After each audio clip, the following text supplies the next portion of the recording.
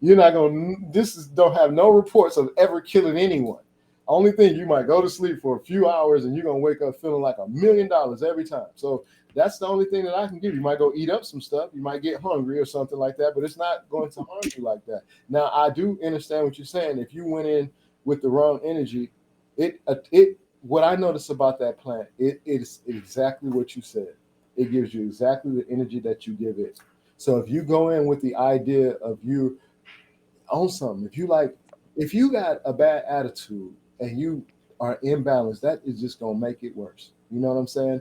Truly, if you're a very compassionate person, loving person, it's gonna you're gonna be like a flower of love. You know what I'm saying? That's just what that plant does, and that's all sides. That's the sativa, that's the indica, and that's the hybrid. That's the whole balance of that plant.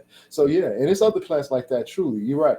Anahuasca is one of them. That's one that actually is a higher high. I haven't done that. I've been invited to an Anahuasca ceremony, and I probably would go eventually, but I just haven't. It hasn't lined up. When the universe tells me, just like everything else has been confirmed to me, I'll show up. You know what I'm saying? And I know it'll show up how it's supposed to.